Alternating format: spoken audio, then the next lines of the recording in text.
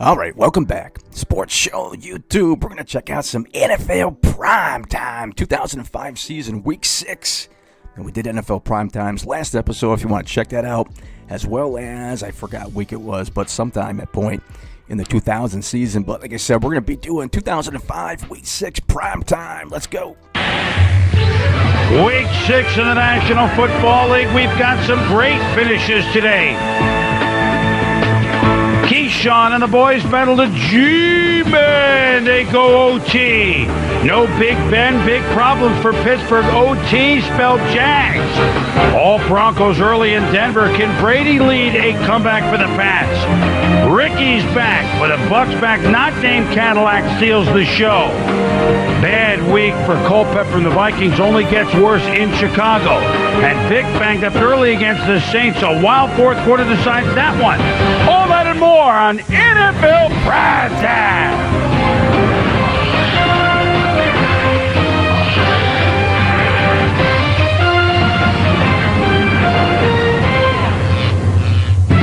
NFL Primetime is presented by Miller Lite.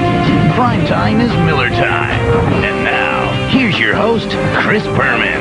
Hello once again, everybody, along with Tom Jackson for our 19th season. Welcome to NFL Primetime. And, well, this was a day when defensive and special teams touchdown, return after return after return, overtime games. I mean, it was, you didn't want to leave the set at the last 2 minutes. I thought we saw a lot of odd plays today. Odd plays in the red zone, people coming, from out on the field, getting into the red zone. Just odd day today for the NFL. Well, you would have hoped the Minnesota Vikings did after the 2 weeks that they had a bye week, including reports of a couple of cruise ships rented on Lake Minnetonka that reportedly sexual improprieties.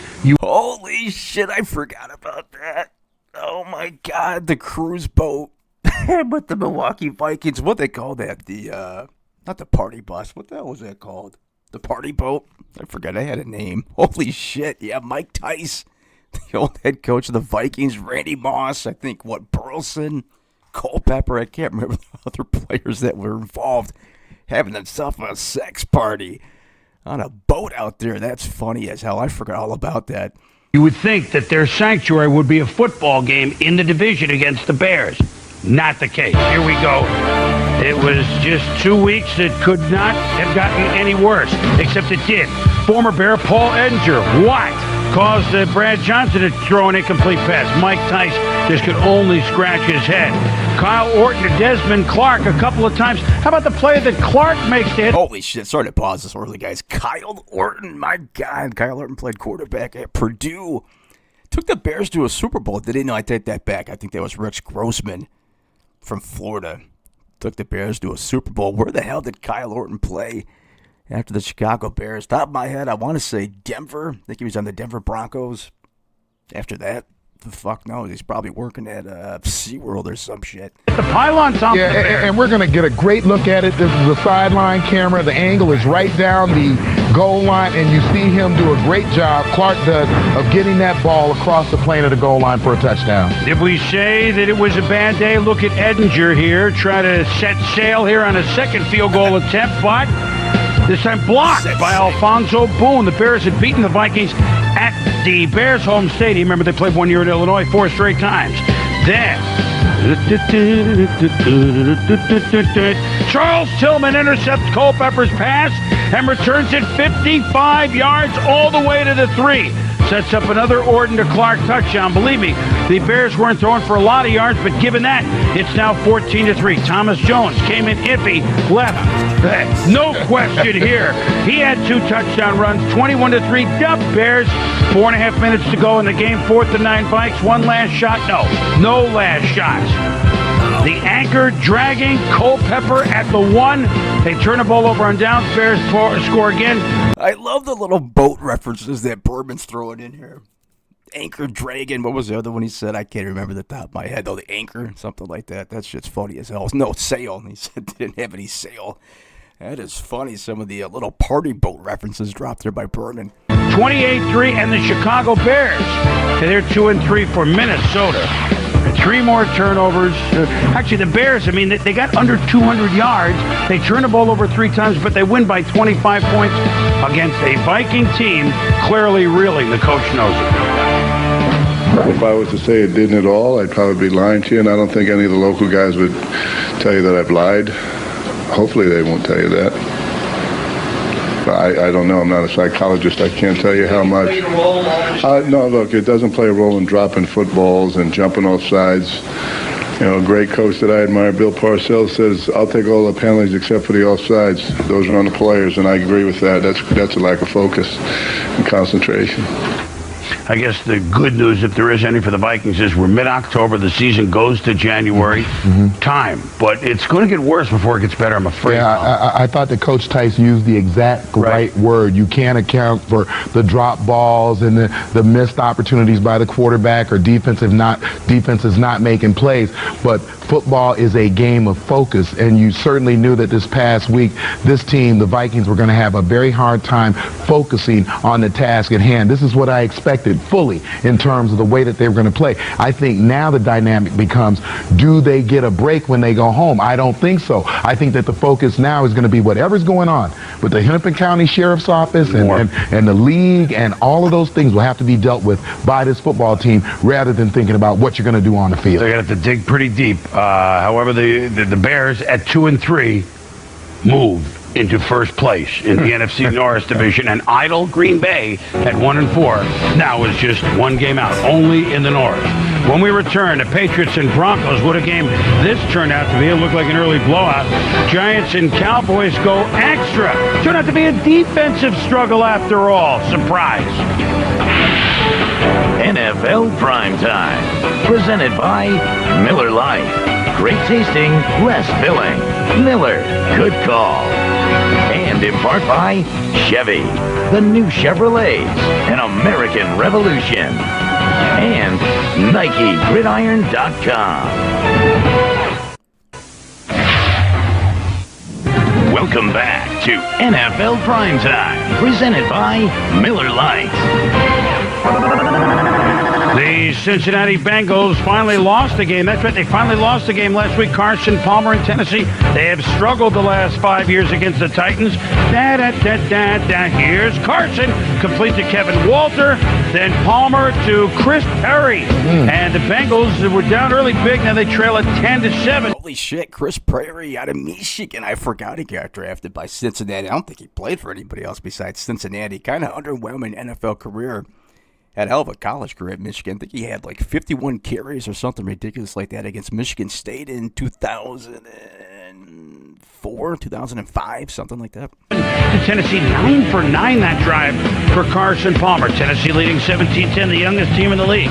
Steve McNair picked off by Odell Thurman, the rookie linebacker. You like him, Tom? Yeah, the middle linebacker. I think this guy's going to be a great player. Got that instinctive thing that you look for from your man in the middle. So from behind again, now it's 17-all. Under 5 minutes to go in the game. Chad Johnson going against the number 1 draft pick. That'll be Pac-Man Jones. I remember that game. It's a flag. And Pac-Man Jones. Holy shit. Loving these old school names. Pac-Man Jones, one of the most controversial players of his time. I think he go to a strip club. He got into an altercation, some shit like that. Who the hell did it at one point in their life, right? With Pac-Man Jones. I think he played for the Cowboys, too. And the Bengals now 1st and 10 at the 20. So Chad Johnson working against. Time. The comedy man shows up here finally. Chad Johnson beats Pac-Man. Flag on the Titans on that play, and it's 24-20 Cincinnati. McNair to Chris Brown. The ball comes out. Torrey James, the Pro Bowler, returns it to the 1, and Cincinnati 5-1 start. They haven't been in first place this late since 1990. They haven't got off to a better start than this since 1988 when they went to the Super Bowl last. And as you say, Tom, a big win for them just on who it. Look at that, man. I think that's Rudy Johnson, their running back right there. 18 carries, 80 yards. Carson Palmer. Cincinnati always had good teams. I don't think they ever got a playoff win, did they? With Carson Palmer, I know he had the one game he blew out his knee early, I think, against Pittsburgh. So I know they didn't win that one, but I don't remember Cincinnati actually get a playoff win with this regime or squad that they had. It wasn't Marvin Lewis head coach, too. was and the type Yeah, it was. yeah, it's Tennessee. It's a win on the road. You had to come back from 10 down on the road. And Carson Palmer, again, 27 of 33, 272 yards, highly efficient at the quarterback position. And again, you talk about defining win. They're 5-1, which means the first half of the season they're going to be at least 5-3. They do play Pittsburgh next week, but at least, if not 7-1, from 91 through last year, first half of the season, they were gone by Halloween, even though they were Halloween colors. 25-87. That's what Marvin Lewis's Bengals have done thus far. So, Browns, Ravens. Remember 2000? Trent Dilfer was the quarterback when the Ravens and Brian Billick won the Super Bowl. He wasn't invited back. He was back in town starting for Cleveland, but the first play, it's a fumble, and Ray Lewis, the Ravens, off a 21 penalty game and ejections and fines, and now they're playing some D. Well, they always play D'Anthony right to Todd Heap. Didn't look like he was in, but the Ravens off it. You're close to the goal line. Give it to you. 7-0 Baltimore. Now it's 16-3. Dilfer's pass picked off by Ray Lewis. Yeah, Ray Lewis making great plays. He decided to take the team on his shoulders defensively. I'll show you how this game's supposed to be played. The running starter today was Chester Taylor for Baltimore, but Butch Hanna, the umpire, and that is such a tough position, turns his leg the other way. Now, Butch Hanna, wait a minute. Now, how do I? Just last week, he was inadvertently smacked by the Bucks' Rondé Barber. And, you know, these guys, look, making fun of your umpire, that's one of the toughest positions in all of sports. You see what an umpire goes through when they're standing in the middle of the football field and all that action's going on around them with all those big people running as fast as they can. Boy, can you get hurt. So shout out to Butch and all the officials. Hannah will be out about. Todd Heapopotamus was a damn good wide receiver, Todd Heap. 6 catches, 79 yards, and a touchdown. One of the best in his era. A month with the sprained knee ligament, so we'll welcome him back. And the Ravens back in the winner's circle, win it by the count of 16-3. They controlled the ball for 37 minutes in this game. And they only had 11 penalties on this day, Tom, so not perfect, but they will take a win. Each team, the old Browns and the new Browns, are 2-3 when we return. Falcons and Saints in San Antonio. Michael Vick hurt early, but there were other stars for Atlanta. A wild game. And the Cowboys and Giants take it to the limit, and then some. Inside the Numbers, brought to you by Visa, proud sponsor of the NFL. With Visa, you're protected.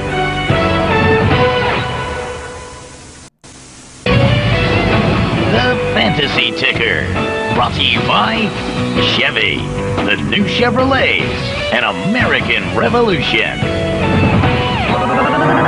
Well, a game with a big-time finish. Carolina at Detroit. Jake Delhomme. Daylight coming. You got it, Delhomme.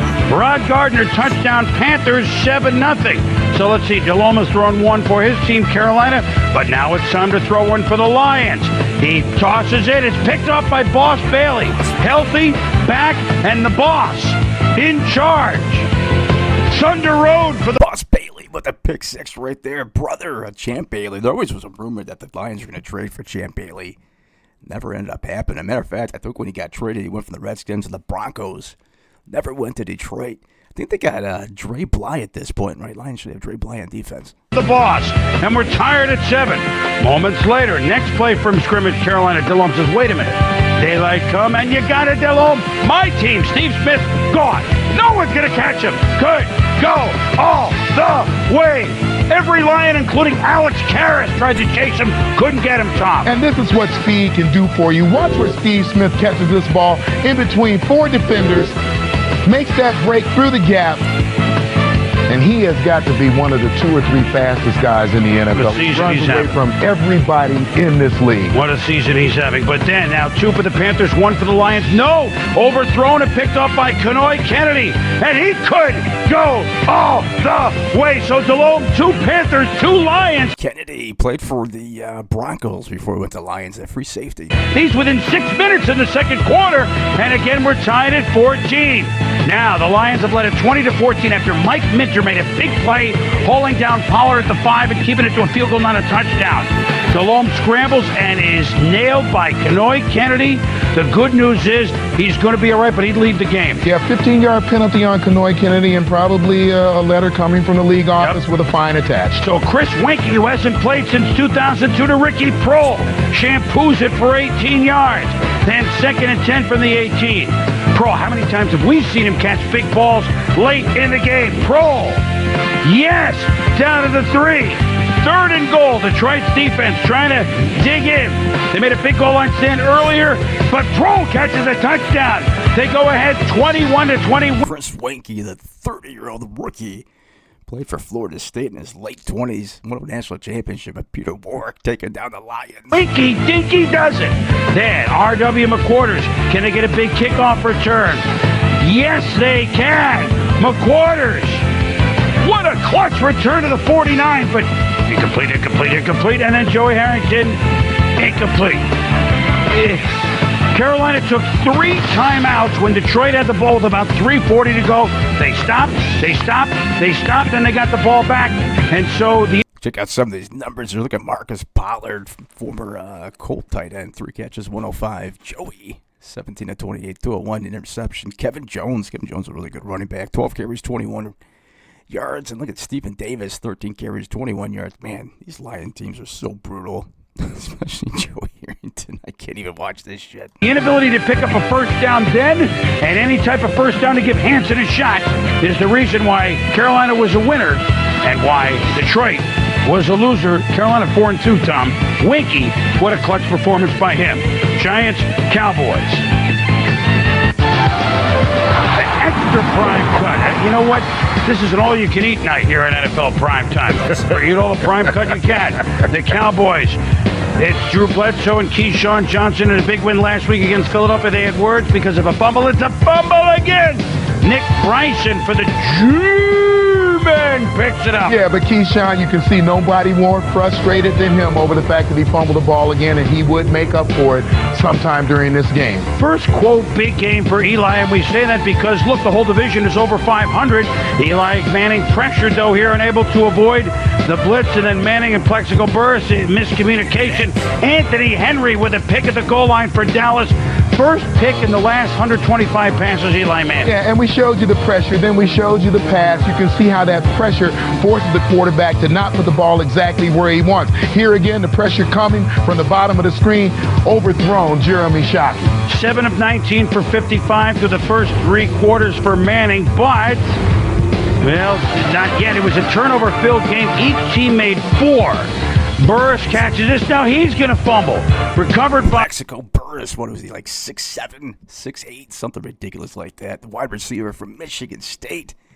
You know, Drew Bledsoe was in the beginning of these highlights. Drew Bledsoe, to me, always had one of the coolest drop-back deliveries, always patting the ball, kind of sidearming it. Like Dallas here, and Tom Coughlin, we can't do this. It's a low score. Look, it's at 7-6. Dallas would have a chance at a field goal, but in a game of just miscues, not that a 48-yarder is a gimme, but Jose Beatty Cortez, no good. He missed 2 field goals on the day, one of them blocked by the Giants. So now, 2:12 to go. It's a 13-6 lead for Dallas, and Manning to Shockey, and he's going to get a first down. Bill Parcells says, no. I don't like it. He would like this less. Tiki Barber, right tackle. First down. He ran for 64, but Tiki leaves the game after the carry, and the big rookie Brandon Jacobs, first carry on the day. He's a buster at the goal line. Fights. Brandon Jacobs, what was he, 6'4", 270? One of the biggest bruising running backs in NFL history. Damn, I forgot about Brandon Jacobs. And it's a fumble, and Dallas recovers at the 1 with 1:20 to go, up by 7. And guess who's making the lick? It's Roy Williams. He's bringing a load with him when he hits. He knocks the ball out, gets down under there. They recover. What a huge stop for the Dallas Cowboys. But the Giants defense holds, forces a punt, gets another chance. Manning, pressured, spins. Barry Sanders light, finds Burris at the 30. No huddle, in which Eli looked pretty comfortable in. Manning. You see the clock with 26 seconds. The snap to Shockey across the middle, and the big fella. Touchdown! Dragging Roy Williams in. Extra point good. We're tied at 13. We go to overtime. In overtime, Dallas wins the toss. They get the ball first. Bledsoe to his tight end, Jason Witten. Bing! Out of bounds to the 30. Witten caught 5 for 56, a breakout day for him. 2nd and 7. Bledsoe in the flat to Dan Campbell. Antonio Pierce. Pass interference. Cowboys closer. Holy shit, Dan Campbell. Obviously the coach of the Lions. tight end for the Cowboys at this point in time. Wow. 45 yards. Jose Cortez. This time it's good. So in overtime, Dallas beats wasn't that the Emmitt Smith shoulder game, 16-13 overtime score once upon a time, just going back 12 years. This one, Dallas wins. They're 4-2. The Giants are 3-2. And although past history doesn't have anything to do with this, the Giants... What are we doing here? Plus over 300 yards, Thomas. I'm trying to think of the hell the running back is. It's not Blair Thomas. I can't remember who that Thomas is. For Dallas with those rushing yards right there for 47. Look at Keyshawn, 8 catches, 120. Jeremy Shockey, one hell of a tight end too. 5 catches, 129 at touchdown. Diggy Barber, 14 carries for 64 yards. I'm trying to remember who that running back is. It's not Anthony Thomas, the running back from Michigan. At least I don't think it is. Giants, oddly enough, after buys are 3-14. Just throw that out there because it did happen, but really it doesn't have to do with the buy. It had to do with a team that scores a lot of points. That's having correct. chances but not cashing in, Tom. Yeah, we talk about the importance of the red zone, and once you get down there as an offense, you absolutely have to put the ball into the end zone. That's what the Giants didn't do today, and that's where we begin our extra point. We're going to start this extra point in the second quarter. It's 2nd and 5 on the Dallas 15. Tiki Barber, a nice 3-yard run, 2 yards to go for the first down. We get a false start from Plexico Burris on the outside. Now it's 3rd down and 7. On the Dallas 17, you can see Greg Ellis coming from the top of the screen. He's going to beat his man and sack Eli Manning. They end up settling for a field goal. Now we move to the 4th quarter, 1st down and 10. Basante Shanko, a little bit of movement. So instead of a 1st and 10, you've got a 1st down and 15. DeMarcus Ware going to come in from the top of the screen. His athleticism wins that battle. I tell you guys, DeMarcus Ware was an absolute monster for the Dallas Cowboys. Not probably as good as Micah Parsons, but just a tad underneath that. I'm telling you, DeMarcus Ware was the real deal. The sack, loss of 10. There was a run by Eli Manning for 10 yards.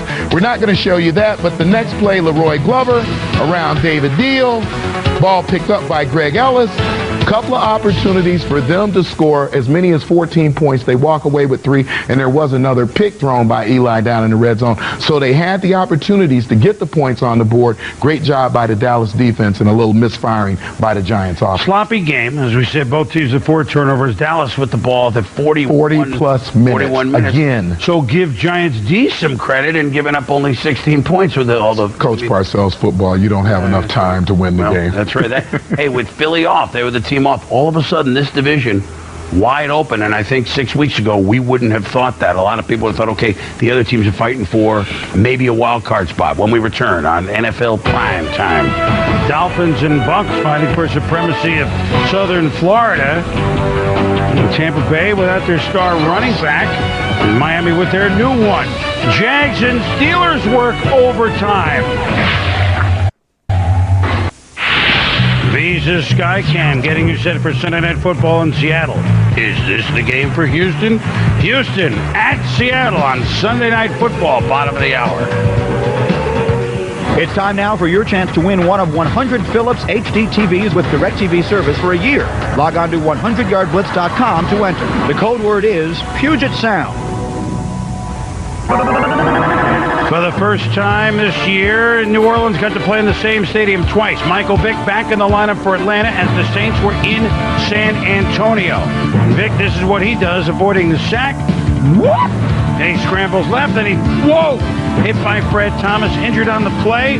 Right knee hurt again. He comes out for just one play, though. Yeah, you take another look at this. His right leg actually doesn't have a chance to hit the ground. It comes down oddly across Fred Thomas's helmet, and I thought he might have hyperextended it just a tad. Saints trying for the lead at the end of the half. John Carney. Oh, no!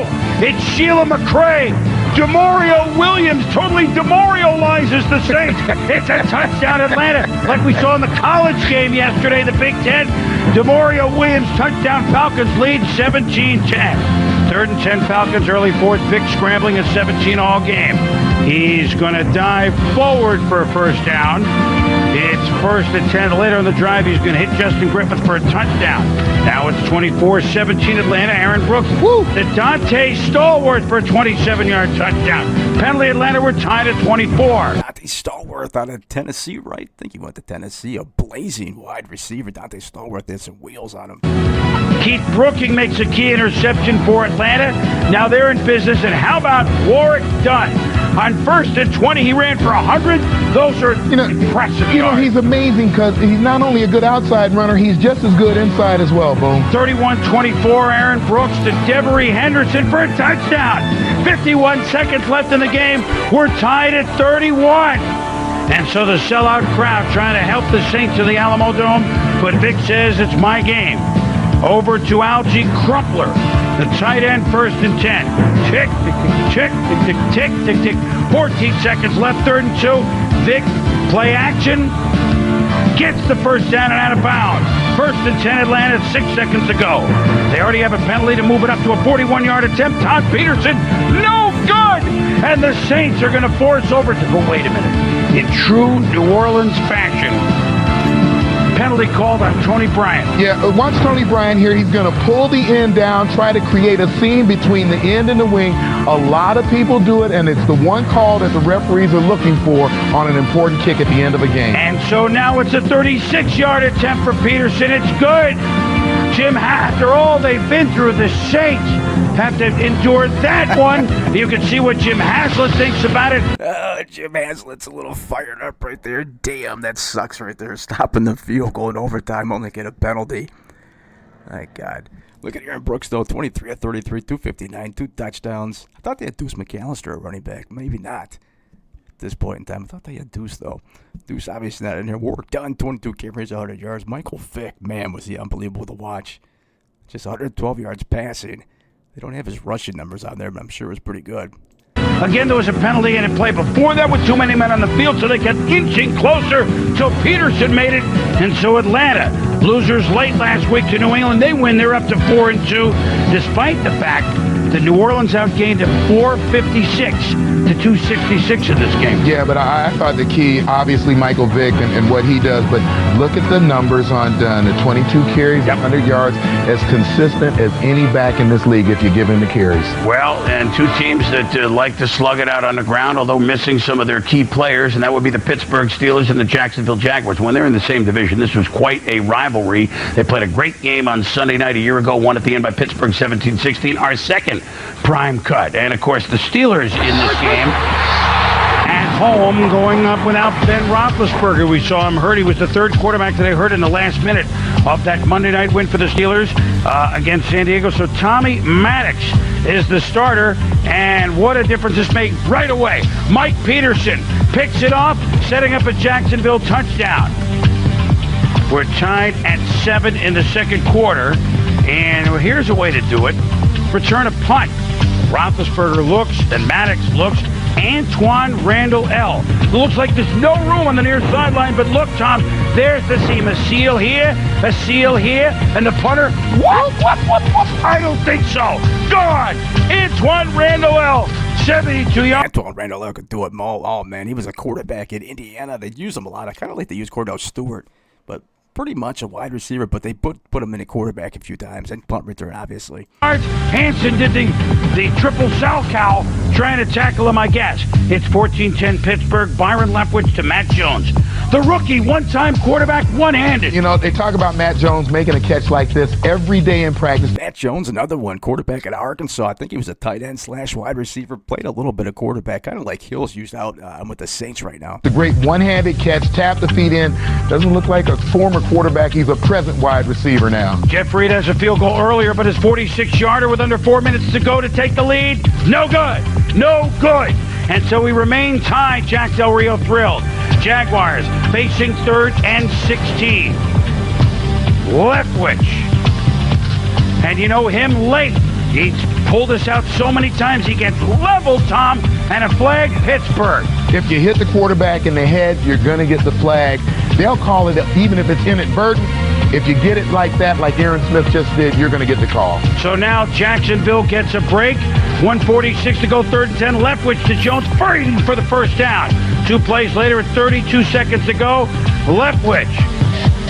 And watch this pass. It's perfect to Jimmy Smith, but Ike Taylor saves the day. Nice defense there. Now they're at the 32. I know it's the open end of the stadium. Maybe the field goal would have been too long, but a field goal could win it. And on 3rd down, they go into the end zone, and Bryant McFadden makes the pick, sending it to overtime. A surprise. The Steelers win the toss and get the ball to start overtime. Hines Ward, he didn't play, trying to coach up Maddox.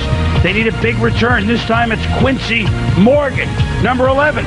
Again, that same sideline in front of the Steeler bench, and he could go inside the 30. What a big return. Rasheed Mathis, remember the name, stops him from going all the way. Willie Parker, it's a fumble, but Pittsburgh falls on it. Lucky. 2 plays later, 3rd and 11. Tommy Maddox, fumble again. Reggie Hayward falls on it for Jacksonville after Pittsburgh seemingly twice had the game in hand. Yeah, I think this is just what happens when you don't get the reps, when you haven't been on the field, when you haven't been going full speed. Tommy Maddox turns around, can't control the football. Blown opportunity for the Steelers to go on and win the football game. Well, there was holding in the Jags. The Steelers get the ball back, so they get new life. And then it's Maddox again. On 2nd and, oh boy, it's Rasheed Mathis. He could go all the way for the win. The Jaguars come into Pittsburgh, and a Pittsburgh Steeler team that made 2 turnovers in 4 weeks make 4 today. Man, that's a heartbreaking way to lose a game right there. Look at Byron Leftwich. I love Byron Leftwich. Yeah, Marshall, then in the NFL for Jacksonville. I don't remember him playing for anybody else besides Jacksonville. I'm sure he did. Did he go to Pittsburgh? Actually, I think he played for Pittsburgh for a little bit. Take that back. But Leftwich, 19 of 35, 177 and a touchdown. Losing on a pick 6. That's rough. 3 picks and a fumble by Maddox, but Jacksonville guts it out. They're the team going to 4-2. They beat Pittsburgh by the count of 23-17. And, you know, the Jags did it without Fred Taylor, too, so it wasn't only Pittsburgh that was injured. Right. Jacksonville, they beat Cincinnati last week. They beat Pittsburgh.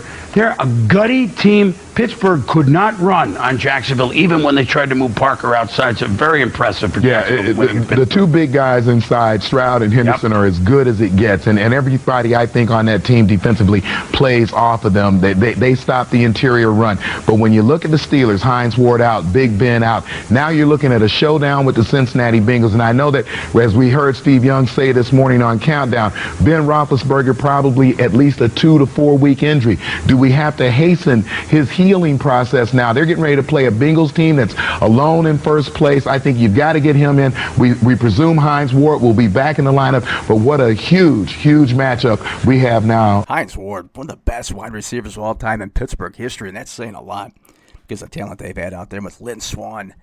I try to remember the other one, the combo that they had with the Terry Bradshaw years, but Hines Ward, I think the player you can compare him to nowadays is probably Amon-Ra St. Brown from the Detroit Lions at that wide receiver spot. Very similar type players.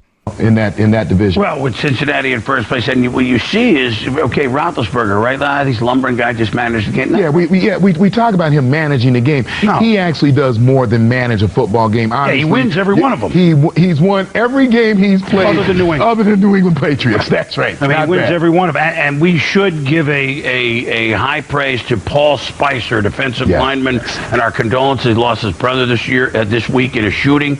He was back after dealing with that, and he registered 3 tackles in this game and was involved in that play that Hayward got the fumble on. So a sad week, but he showed up to play football today for the victorious Jacksonville Jaguars. When we return, the Jets and Bills both changed quarterbacks last week and won. Who could run and pass their way to victory in the AFC East? Redskins and Chiefs. High scored. Welcome back to NFL Primetime. Well, he sat out all last year, retired. He sat out the first 4 games this season for Miami because the NFL violating the substance abuse policy, but Ricky Williams back in uniform for Miami. Ricky Williams is one of the most controversial players of all time as well at the running back position. New Orleans Saints and Mike Ditka literally gave up half the team, it seemed like, in draft picks to draft him. Kind of fizzled out there, going to the Miami Dolphins. In a rare game for the Dolphins against the Buccaneers, the Battle of South Florida. Here we go in the new sombrero. Bucs won every game until last week. Ricky back. Cadillac Williams, the rookie, not in the lineup second straight week. Tampa Bay. Brian Greasy and Joey Galloway, a bit of a rebirth for him this year. Having a tremendous first quarter, first 5-6 games of the season. 7-yard touchdown, 7-0 Bucs. Gus Farad, you want to see a catch? Yikes! Chris Chambers, time has come today. Yeah, watch this catch because this... Damn, I forgot about Chris Chambers. Good wide receiver out there for a couple years for the Dolphins. I don't remember they had, but I don't remember Brian Greasy being out with Tampa. I remember his Denver years, obviously winning a natty with Michigan in '97. Ball is actually out of his line of sight when he grabs the point of it and brings it back down. Brian Greasy rolled into by Zach Thomas, a sprained left knee. Greasy out, Earl Morrill in. No, excuse me. That would have been the Miami. It would be Chris Sims in. Well, another name, Greasy out, Sims in. But, we like Michael Pittman. Pretty good guy to come off the bench. Had a good game last week. Pittman, 57 yards. He blew past Jason Taylor. You saw that there, 20-6 Buccaneers. Meanwhile, against the tough Bucs defense, how would Ricky Williams do? Well, he takes a dump pass here from Farrak for a short gain. And then he pops it for a 4-yard gain. And then 4th and 1. Late in the game, he stopped short. 8 carries, 5 yards. He's back, but a little bit to go. 20-6 Bucs late in the third quarter. Gus Farrak. Still a game until Greg Spire says, no, it's not. Fumble! Will Allen picks it up for the Buccaneers. He's gone. Touchdown, Bucs. What they do so often with that defense, 33 yards for Allen. The Bucs go on to win 27-13 to move their record to 5-1. Pittman with 127 yards on the game, but the all eyes were on Ricky. 5 carries, 8 yards. Look at that, Ronnie Brown too. Ronnie Brown from Auburn, and then Cadillac Williams for Tampa. I don't think, they should both be in the league at this point in time. I think Cadillac Williams, I remember, having a pretty bad injury early on in his career. Rodney Brown played for the Dolphins, was really famous for running that Wildcat set that they were running out there in Tampa. I think he played for Philly, too, for a little bit. I think I played well. As a whole, I think our offense could have played better, and I'm part of the offense. But, like Coach Saban says all the time, it's a process. And for me, starting my season this week, I felt I did pretty good, but I can look at film and find things that I can do better. Well, he had only 8 yards running. Ronnie Brown had only 22 yards running. The Dolphins fall to 2-3. Dick Vermeil against Joe Gibbs. They hadn't coached against each other since 1982. Stories they could tell and do tell. Mark Brunell, tell this story. The Santana Moss, rebirth Brunell. Moss doing well as a Redskin. That's the understatement. 7-3. 14-7 Chiefs. A quick hit for Santana. Woo! Steve Smith's fast. So Santana Moss. A rolling Moss gathers no stone. I said Santana Moss was the man, too. Played for the Jets. Speedster. The 2 or 3 fastest guys was Steve Smith. This guy is somewhere in that top 3 as well, bro. Brock Cartwright, it's a fumble, but he's always around the ball. Shammy, how I love you. Shammy night, good night. 80 yards. Touchdown. One of those defensive pickups paying some dividends for the Chiefs. They lead 21-14 in Arrowhead. Now tied 21-all. Tricky Chiefs. This is a beautiful looking screen pass to Priest Holmes. Then back around the other way. Look at this.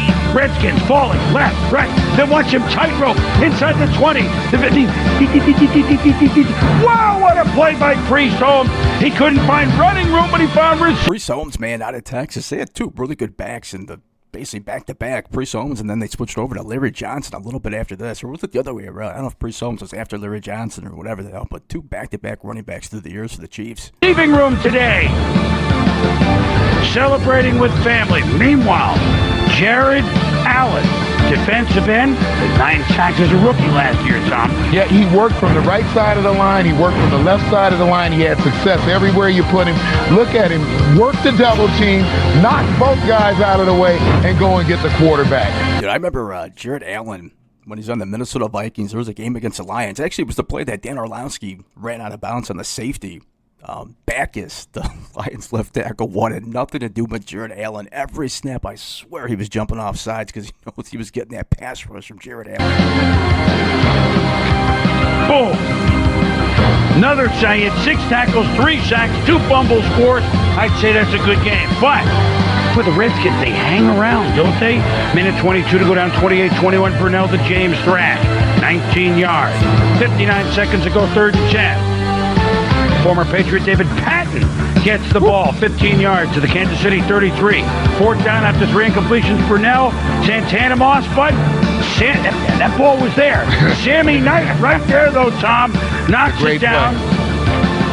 And the Chiefs, after a bye, hold on to defeat the Redskins, who played close at Denver and at Kansas City, but now they fall like the Chiefs do to 3-2. Washington had almost 400. Damn, so they did have both of them at the same time. There's Larry Johnson, 13 carries for 53 yards.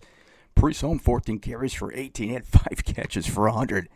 Damn, they had both of them at the same time. I didn't realize that. Holy shit. Yards in this game, but it's the Chiefs that come away with a win. Yeah, Clinton Portis didn't do what Joe Gibbs thinks in terms of them running the ball, he and the offensive line.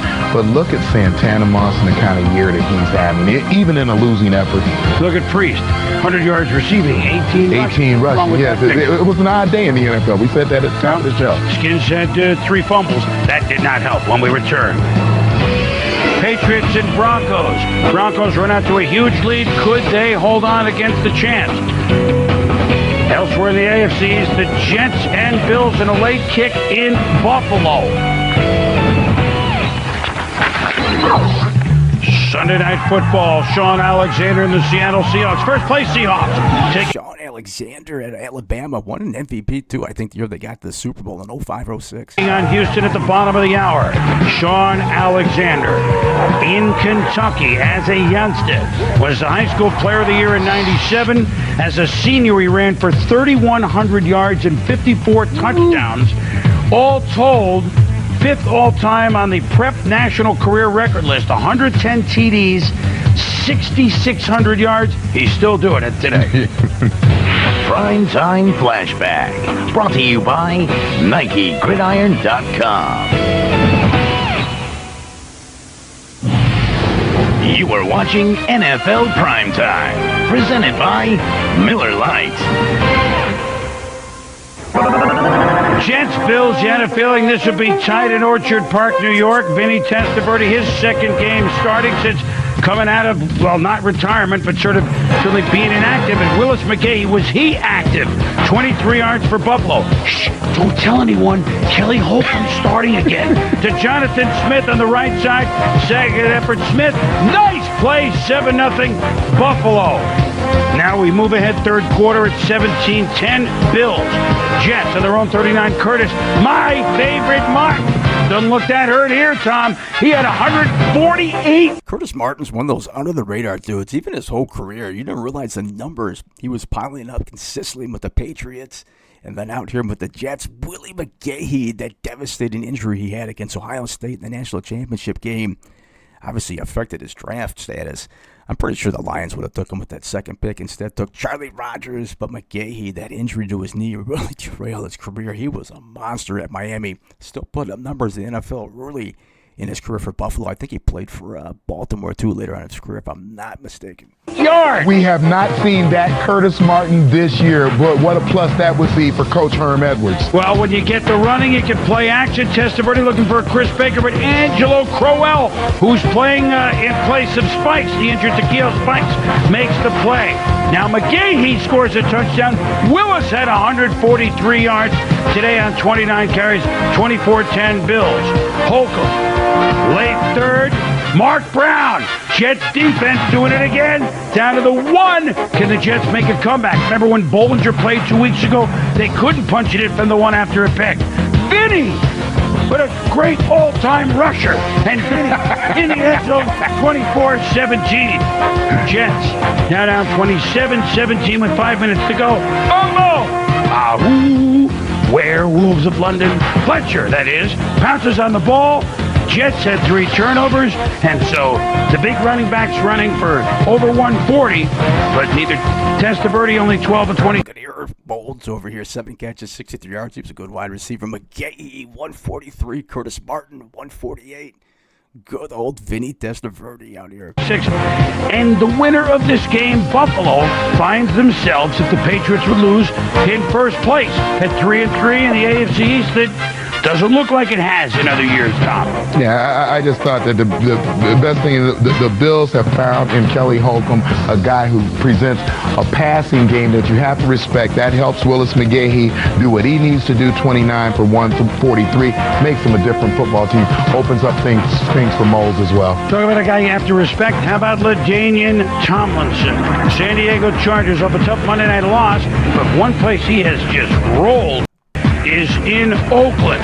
The Chargers swept the Raiders for the first time last year since 1992. Drew Brees to LaDainian Tomlinson, 35 yards, 18 straight games. Tomlinson has at least one touchdown of some sort, tying the NFL mark set by Hall of Famer, the great Baltimore Colt, Lenny Moore, who was like a Tomlinson back. Catching, running, he was great. Obviously Hall of Fame. Tomlinson, not bad himself. Look at him reverse for 18 yards, Tom. How does he do it? Watch the 6 defenders here. Yeah, take a look at this. When he sees those 6 guys, he makes a great cutback, and then he's got what I call the Barry Sanders bounce, because he pops right there, and he switches directions, and he's going somewhere other than where the defenders are. And the inside handoff, Tomlinson, and he's in there for his second touchdown of the game.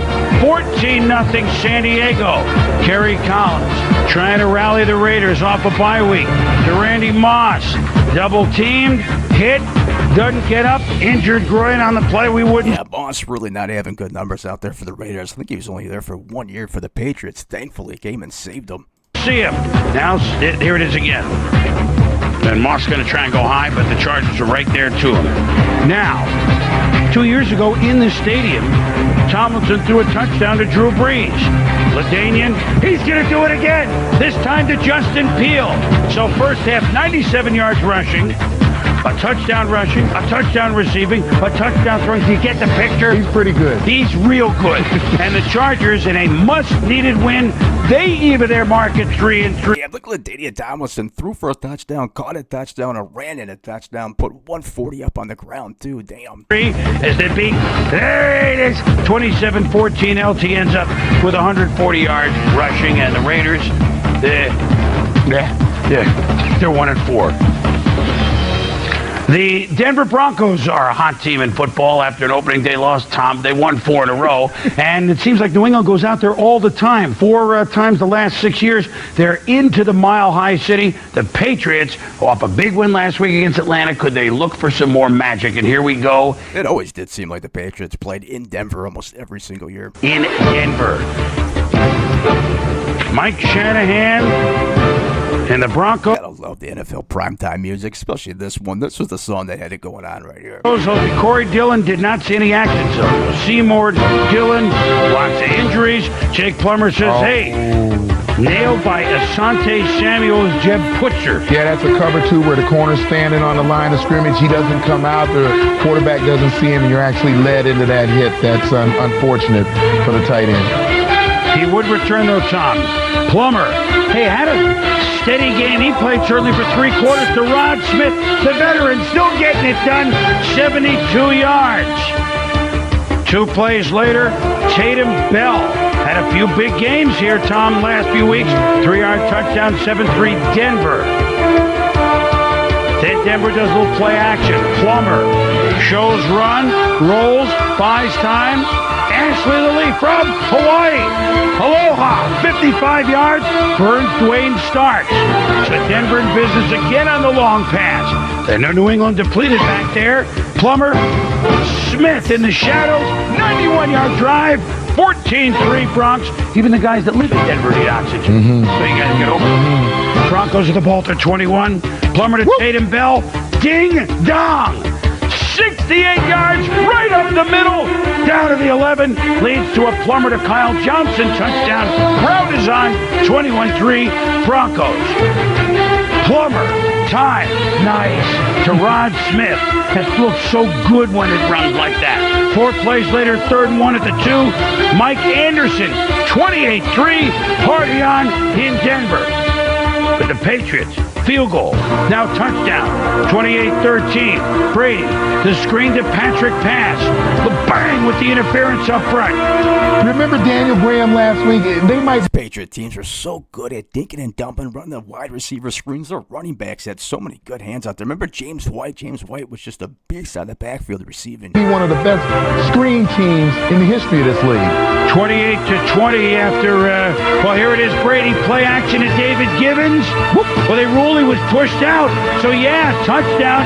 8 yards, 28-20. The Broncos need a first down to ice it. I thought they were going to hand it to Otis Armstrong in that situation. Go to Rob Smith. They go to Smith, and that's all the Broncos need. And Bill Belichick's Patriots mount a comeback, but it's not enough as Denver's 28 early points sets the tone. Plummer, 17 of 24. Peyton Bell was a good running back. I think he played for the Lions, too, for a little bit, didn't he? I think he paid for the Lions. Pretty sure he did. For 262 with no picks. Brady threw 46 times, completing just over half of them. So, look, this is, they give Denver credit. First of all, they played with confidence on offense. Second of all, Tommy, they knew, look, New England, down the middle, we can throw on them, and they certainly have the weapons to do it, and Plummer delivered. Yeah, I thought they did a great job of opening up the game deep. That's something that they hadn't done this year. The longest pass to a wide receiver going into this game had been 23 yards, so you do something a little different when you're playing the defending champions. I also thought they did a great job of pressuring Tom Brady in the first half, which led to that big lead. But it's not always losing. It's the way you lose. I thought that if the New England Patriots had gotten blown out, boy, it's a long 2 weeks as you go through your bye week. They came back like champions. They showed the character of a champion. They didn't win the game, but they're going to feel, and nobody likes to lose. You don't like the losing, but you're going to feel a little bit better about yourself when you go through this 2 weeks before you get a chance to play. Well, I mean, just to put in perspective what they've done, they're now 3-3. That is first place in the division, or the division not shaping up right yet the way it was. They haven't lost 3 games in a regular season since 2002. It's been a while. So it has been a while, but now the Patriots have a bye week. They have Buffalo, then they have a Monday nighter with the Colts. So we might as well read the release. Everybody has reported it. Mort this morning and reported the last couple of days. The Patriots had a statement Sunday, so will they get some improvement on defense? Well, Teddy Bruschi, who suffered the stroke in February, has been cleared to play. He's received unanimous medical clearances from outside neurology specialists. He passed multiple physicals with Patriots team doctors. He's medically cleared to resume his playing career. It's now up to Bruschi, his family, and I'm sure the owner, Robert Kraft. This is touchy stuff, as we talked about this morning, for a final decision. He can go and start practicing with them, and they can wait 21 days to see if he can play this year or not. We just hope it's the right decision. That's right. Whatever it is, please make it the right decision, not only the emotionally right decision. I'm sure that they will consider it all. When we return, game balls, lots of candidates. We'll be back. NFL Primetime, presented by Miller Lite. Great tasting, less filling. Miller, good call. And in part by Visa, proud sponsor of the NFL. With Visa, you're protected. Primetime Performers, brought to you by Honda. Introducing the half-ton Ridgeline. Above all, it's a Honda. Boom, my game ball is going to go to Jared Allen, rookie. Last year out of Idaho State, he led the team in sacks last year. He had a career day today. You look at the numbers, 6 tackles, 3 sacks, 2 forced fumbles, 2 fumble recoveries. You know, it's a day you live for as a defensive end. Cheering in Pocatello and cheering everywhere. Again, LaDainian Tomlinson, when you tie a record held since the mid-'60s by the great Lenny Moore, 18 straight games with a touchdown in a game your team had to win. You ran, you threw, you caught for touchdowns. LT gets the game ball. Well, you know, the Colts are still the last undefeated team, and they play on Monday Night Football. A lot of divisions already are bunched up. It's going to be, we can tell already it's going to be a crazy finish. Well, we saw it today. The difference between winning and losing. All right, there it is. Fun stuff, man. NFL Primetime 2005, Week 6. LT did have a hell of a game, man. Catching a pass, throwing a pass, and rushing in a touchdown. Fun stuff, 2005. Primetime. We'll do a couple more of these. I got some baseball tonight in here as well. But thanks for watching. Don't forget to like, subscribe. See ya.